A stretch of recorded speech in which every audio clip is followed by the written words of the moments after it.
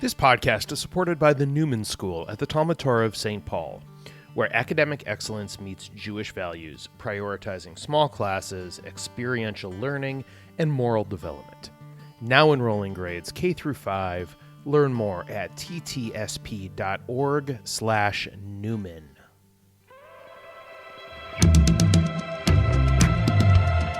Welcome to this week's Who the Folk podcast. I'm Lonnie Goldsmith, the editor of TC Jewfolk. This week I talked to Scott Kaplan, the operations manager at J-HAP, Jewish Housing and Programming. We talk about his long history working with J-HAP, what led him to become the lone full-time staff member last spring, and getting J-HAP on the radar of cities nationwide on this week's Who the Folk podcast. But before we get started, be sure to check out some of the other podcasts that Jewfolk produces, like The Jews Are Tired, where Lev Gringaus takes a deep dive into Jewish news, Kumbah Hineni, Jewfolk's podcast on intersectionality with your host Enzi Tanner, and Not Your Bubby's Nosh, Jewfolk's rebranded food podcast with Micah Siva. Go to tcjewfolk.com/podcast to learn more. Scott Kaplan, welcome to the Who the Folk podcast. How are you? Good morning. It's cold out here in Minnesota, as you know. It is cold out here. But I'm glad we're inside. This is great. Yes. No question. It's definitely much better than being outside. Well, Happy New Year to you. Welcome to the first Who the Folk of 2023. So thank you for being on. I really appreciate it. Oh, absolutely. It's very exciting, and thank you for having me and whatever I can do to help. Scott, you are the operations manager for J-HAP, which is Jewish Housing and Programming, based at the Cornerstone Creek Apartments in Golden Valley. How long have you been with J-HAP for? Well, so it's an interesting story. I've technically in this role, I've been here since May of this year, but I've been with them or connected to them since 2010. We moved from Chicago, and I was connected, and I would be remiss not to say his name, through Mort Naiman, who I consider the guru of Jewish fundraising. Oh, no question. You know, I didn't think you'd have a question with that one, but No. I was connected with Linda Bialik, our founder, and actually two other people for a meeting about what they're thinking and what their plans are. And so this was all just ideas at this point. We met for like an hour in their old space, which was the old Federation building near Whole Foods in Minnetonka, and talked about what they want to do. They knew I was in the field in Chicago and where I was living at the time, and they knew I could maybe help them out with some ideas. So we stayed in touch. I told them to stay in touch with me. And later I kind of fast forward, was on the board from like 2014 to 2016, and also working with their ED at the time, connecting them actually with Hennepin County for meetings, because there was all this information they needed, and I had contacts from previous roles. So I met and we stayed in contact. I actually did a small stint in if I'm getting my dates right, 17 for about 2 months, and I did programs as an independent contractor. I helped with programs, and then stepped back into another role. I worked, in senior living. Fast forward to 2022, I got a call out of the blue from Linda Bialik saying, "Do you know anyone who'd be interested in this operations role in your network, or maybe you?" And I said, "Hold the phones. Let me look at this. I'll call you back." Within 5 minutes, I called her back. I'm like, "This is what I want. This is a perfect time for me. How do I go forward?" Interviewed, blah, blah, blah, everything else. And I got the job. And so it's been since May of 22, but theoretically I've been connected since 2010. Sorry, long way to get to that answer. No. That's good. It's sort of fun to know the history and the roundabout way that you end up at a place. I think that makes for an interesting story. Yeah, and I told her during the interview process, this is for me, Beshert, as you know, is meant to be. And I really truly believe in that in a lot of different areas of my life, but this 100% was Beshert. So is your background residential care? Is it more of the sort of programming activity side? How does this sort of fit what your story is? Yeah, I would say it's kind of all the above. I got an undergraduate degree in psychology and started out doing business in Chicago, but then realized early on this was not my niche. So I wanted to go the social services route. Worked for a brief period of time at a mental health living or facility, I think you'd call it, in the city, and was more of a case manager. Okay. But then at the same time, I was interviewing for this other role in disabilities in Chicago, which is a place that I love. I won't mention names because I don't want to throw out too many names, but I ended up getting the job as a residential coordinator and house manager, where I ran it was a group home within a care facility. So it was this campus, if you can imagine, a kind of campus style living with a lot of different moving parts. But I ran a group home of male adults with developmental disabilities, ages like 22 and up, and then stayed within that role for 10 years, or different roles within the organization for 10 years, till we moved here to Minneapolis for my wife's job, and did different stints in fundraising. I actually also was in senior housing at Knollwood, which is part of Shalom. I ran Sure. Knollwood for a year, and then was an executive director at a few different senior living facilities, and stayed connected in the disability world through another job I had here, which was more on the financial side, where I got to basically run the which is called waiver management. So I was in charge of a caseload of people who were getting waivers through the county, which are the funds that would come through the state. And I worked with them on those budgets. So I had a lot of different roles, which until this day, or until at least when I started here, I didn't realize how much it had prepared me for this role, because now in this operational role, I'm wearing so many hats, from human resources to marketing to, management to accounting at points. And so there's a lot of different moving parts here. I'm the only full-time employee. We have Linda Bialik, who's the founder and really is the brainchild behind her whole idea. Without her, this place wouldn't be. And then we have a couple volunteers and a couple part-time staff. And other than that, it's really me. I mean, I'm the only one here today and most days. So I'm really juggling about 20 balls at any given time. But that said, I feel like all these roles that I had prior to here have kind of brought me to this space. I was going to say, it sounds like all the little bits and pieces of other areas really set you up. Yeah, absolutely. And I didn't even, I think for most people, maybe some not, but for most people, they don't even know what their roles they're going to be doing in 10, 20, 30 years, or if the stuff that they're doing is really grooming them for what they're going to be. Sometimes you get lucky and you know what you want to do right out of college. Most people I know didn't, or a handful didn't. And you just kind of took what seemed right at the time and stayed with it. I literally took this kind of a weird path, but ultimately it was a path that I needed to get to where I am. And this is it sounds morbid, but my final stay. Because I know, I've loved disability world. I've worked in various facets, but the Jewish piece of it came together. It's like, oh my God, I worked for a Catholic organization in Chicago. I've worked for many different areas that non-religious, but the fact that it was mixing my Judaism with the disability field was like a marriage, perfect marriage.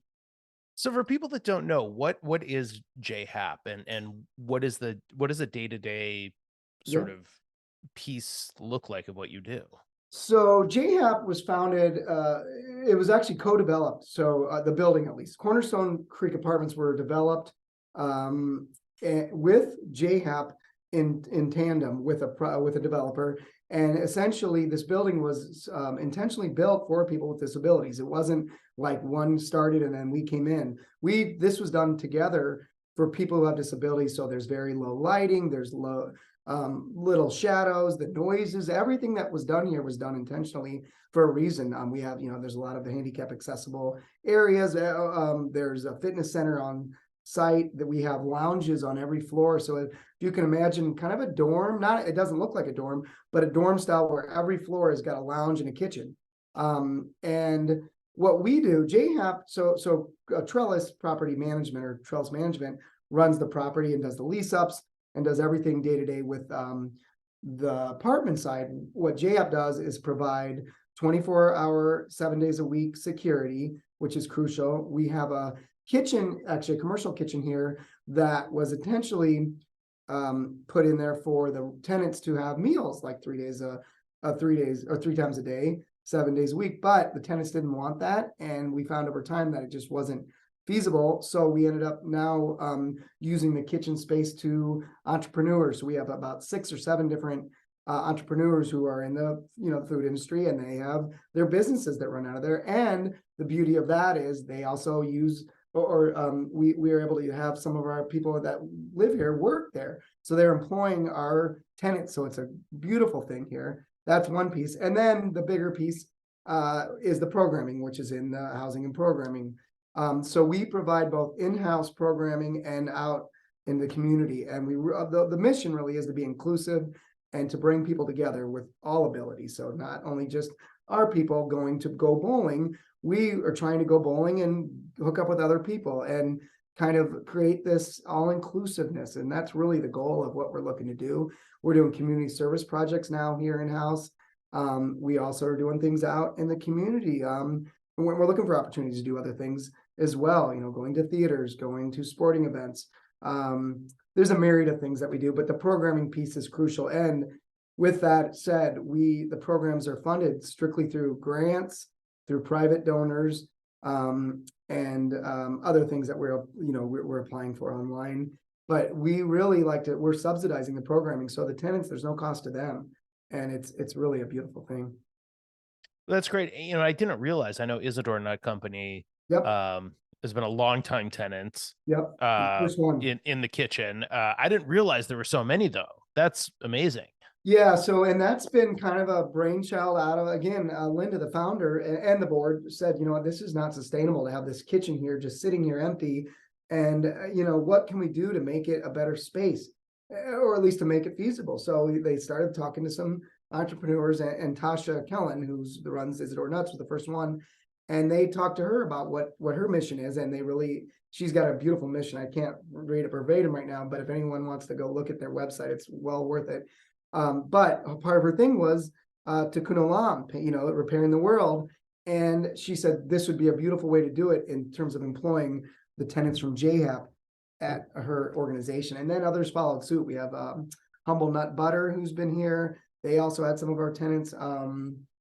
There's a few different companies that don't have as much going on, but they're still in here, and we're looking to bring in more. We just brought a lady who's Jewish, just by chance, who makes breads and jam, and her goal is to get it here in January and start employing some of our tenants. So it's a neat opportunity.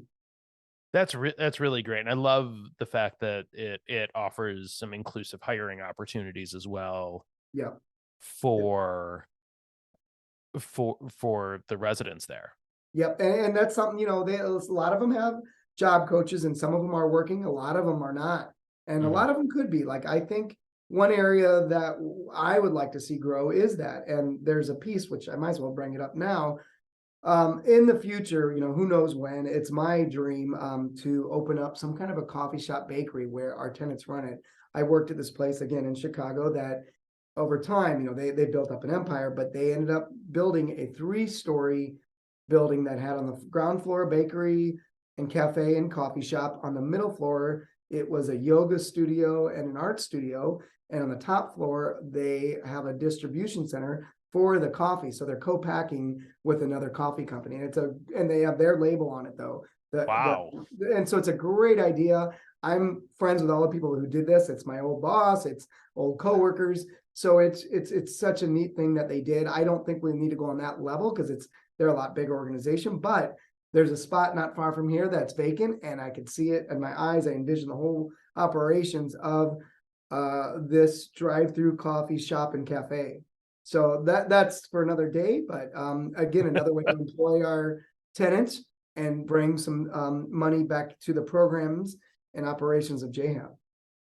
That's awesome. And I've written about Tasha and the inclusive hiring work and sort of her, when she first started at Cornerstone Creek. And so we'll have a link to that in the show notes, and people can take a look at that she's story. Been a great marketer for J-HAP and what we do. She's she's kind of on that same path, and she wants to, again, repair the world, but she also wants to give opportunities to people who may not have otherwise had them because of their, I like to say, abilities. People say disabilities, but I say it's people of different abilities. We all have abilities that we can do. We all have things we can't do. So I feel like that disability world, even though it's still okay to say, it's for me, it's going more and more away. And I like to use different abilities because we all have talents, and we all have strengths, and we all have weaknesses.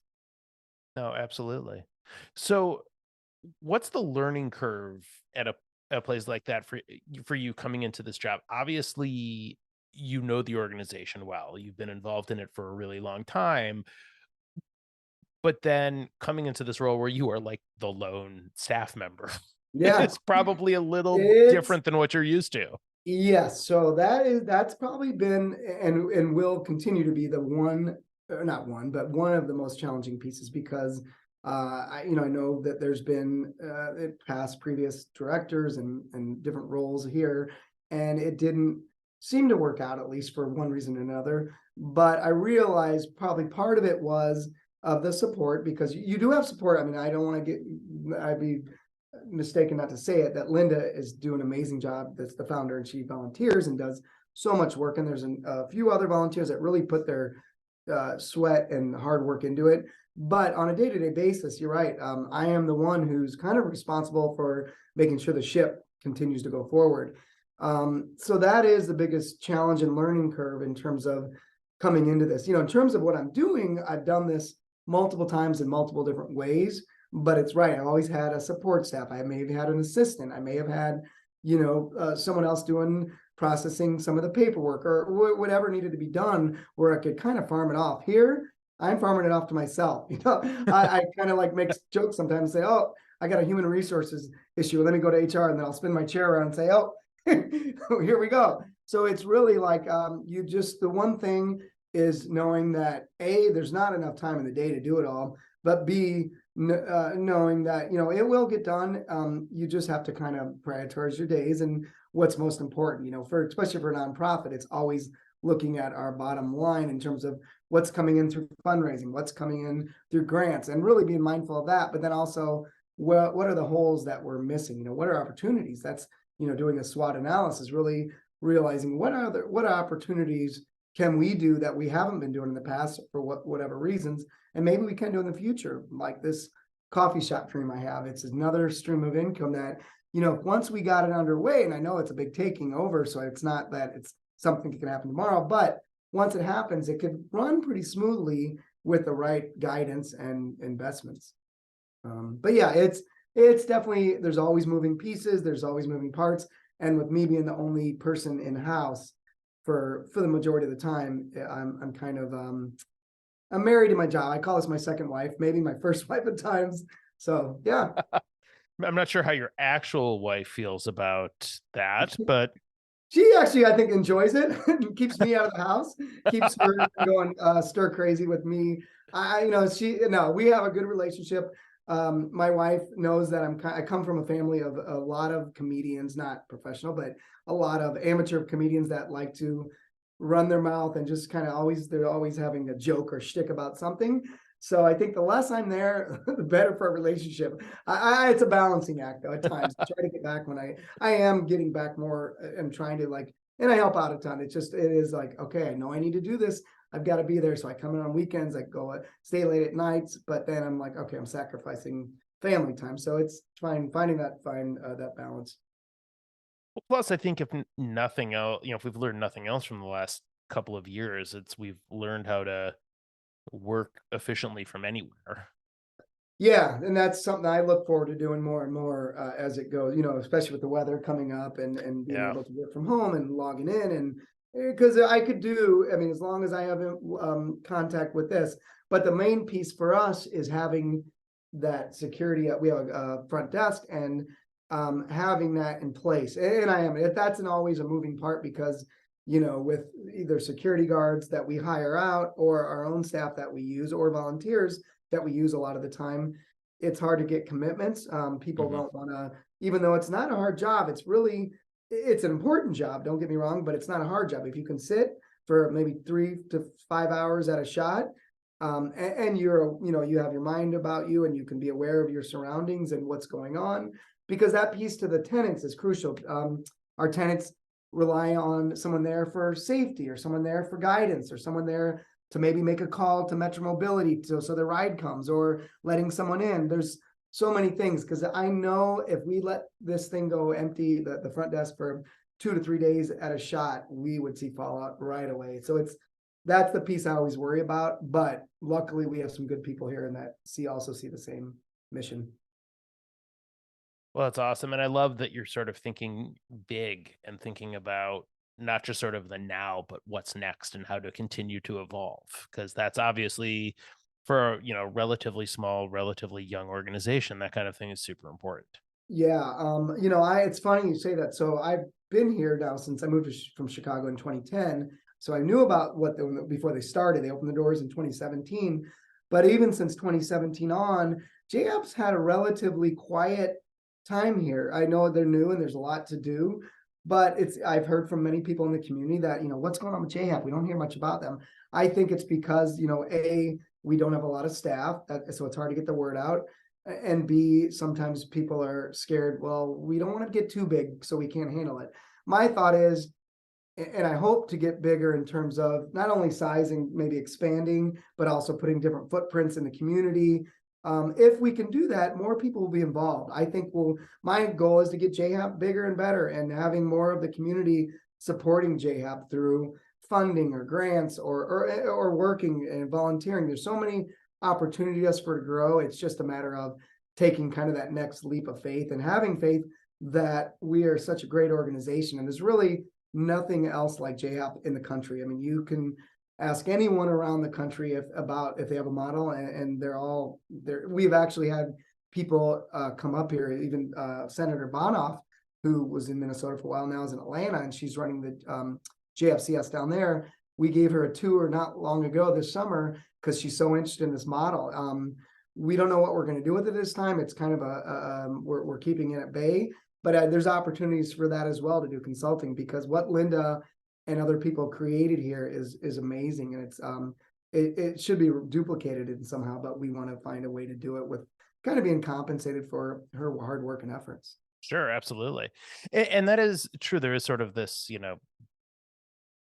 well-kept secret uh angle, I suppose, to J-HAP and what it is that the organization does. But I think the other way to look at it is you've a very defined role and mission, and you sort of stay your lane there, and it works. It works for the organization and for the tenants. Yeah, and people have asked us, well, why aren't you guys service providers? Why aren't you guys doing the day-to-day cares? There's so many other things, but and it was intentional. I mean, those things are great and they're necessary, and God bless everyone. I mean, I used to do it myself, but there's a lot of liabilities. There's a lot of the operational costs of that, and the insurance. There's so much more that goes into that. So it was intentional for us. Just we provide the housing, and we co-developed it. So, and we're part of it for sure.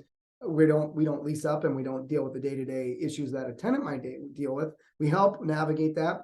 But really our bread and butter is the programs and the security desk, which we call a program, Mhm. because these people would otherwise either be living at home, maybe going to some programs that are out in the community once in a while, but as like, when they could get out and find rides.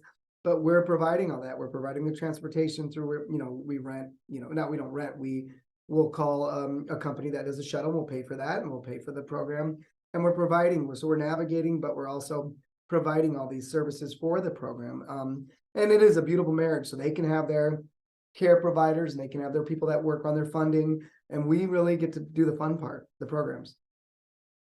And that definitely is the fun part, where Yeah, you get to be out in the community, and the tenants there get to yeah, and experience getting out, and you know, in a way that and a that lot of them might not otherwise. that's right. And so just this week for Hanukkah, I brought with my program specialist a group of tenants to Brookview for the JCRC event, and it was fabulous. We only had about 9 tenants, which was great, and we all went up there and we came in, and the people were so welcoming. And the cool thing about it is kind of what I envisioned of not us just sitting in a corner like you might see programs do, and I've been there myself, even with Mhm. J-HAP, but we were spread out amongst everyone. People were coming up to us. We were going up to people. I've got pictures with me and some people that I know and other tenants with us. So it was like this beautiful marriage of people with different abilities getting together and having a good time. And that is the ultimate goal of what we want to do here more regularly. So being ingrained in the fabric in the Jewish community and the greater community. That is fantastic. And how can people, if people want to learn more or find out how to get involved in either volunteering or helping out in Yeah. some way at J-HAP, how do they do that? So I really implore you to email. So, go to our website. Number one, it's www.j-hap.org. You'll find out a bunch of stuff. We actually have a video on there. If you click on, I believe it's under it says Advantage. And there's a great video that kind of gives it in 5 minutes. It gives you a really good peek of what we're doing. And there's interviews and there's other things going on. And then there's a donate button. You can click on to donate, and you can do tributes, you can do in memory of, or just straight donations. That's one way. And volunteering opportunities, go on there, call the main number that will eventually get routed to me. We have so many volunteering, not just the front desk. We can use help with marketing. We can use help with human resources. So any experts in different disciplines, I always am looking for that. And there's a need for it. We're also, again, looking for employers, people that would employ people with that live at J-HAP. So there's multiple ways to support us, and we appreciate if you do. We're hoping that the bigger community, and not only in Minneapolis but amongst the nation, will come out and check us out. I'm trying to get the word out. I'm going to Rotary meetings. I'm meeting with the mayors. I'm really trying to spread our name and make us more of a household name here, because it's such a unique and great program in terms of what we provide. Oh, fantastic. Well, Scott, last couple questions, and we'll let you get back to your important work there. First, what is your favorite Jewish holiday? Yeah, I heard this the other day, and I was like, Nitsa stole my idea of Shabbat. I would say Shabbat too, but I don't want to copy her. You could, because she copied somebody else. Shabbat it is often used. All right. Well, I have to say, so growing up, I'm from Omaha, Nebraska. I think I've told you, I grew up Reform, and now I'm conservative as my family practices. They've been Adopt members since they were kids. And with that, I really never did Shabbat unless I went to my grandparents who were Orthodox. So it was not, I didn't understand it really, but now having a child of my own who's 13, as you know, and celebrating it every Friday when we're at the house, it is beautiful. I mean, just having the candles. And the cool thing about it now is I have a person who makes challah in-house. So I put in my order on Monday, I pick it up in the back, and it's like bada boom, bada bing. We light the candles. It's such a beautiful experience. And our dogs now are involved. Somehow my older dog is understood that when we start singing the prayers for Shabbat, he knows challah is coming. So he will get up on his hind legs, I kid you not, and start pawing at the counter for the bread. And he loves challah. My dog must be Jewish because he loves challah. So does mine. So yes. Yeah, it really is a lovely holiday. I mean, the fact that we get to celebrate it every week after week, you don't get that anywhere else. No, absolutely not. And what is your favorite Jewish food? Oof, so many of them, but I have to say kugel. I make, and it's actually, this is a plug, sorry. I make my great grandmother's kugel recipe from Minsk, which is now Belarus. I'm actually going to be in a video with the Jewish Historical Society. I partner with her a couple times now through different things. And coming in January, I don't know the date, it's on their website. She's going to have a display of traditional recipes from people from their grandparents and different generations. And my video made it, which was cool. So she's going to do a whole piece. So I'm plugging her too. So that's, but kugel, and it's old school kugel. It's not the sweet kugel. I grew up on the basic kugel with no sweets. It was, I don't know if they call it sour, but it's not sour. It's just savory. And it's amazing. I will make it for you one day. Fantastic. I look forward to it. And yes, we will, we had an article about a week and a half ago on the Jewish Historical Society's Delicious History event. Yes, yeah, that's it. And that exhibit is going on right now at the Minnesota JCC Sabus Center Gallery. So go check that out too while you're at it. We'll plug everybody. Well, Scott Kaplan, thank you so much for coming on. It was great to talk to you, and best of luck as you continue to grow in this role at this really important agency.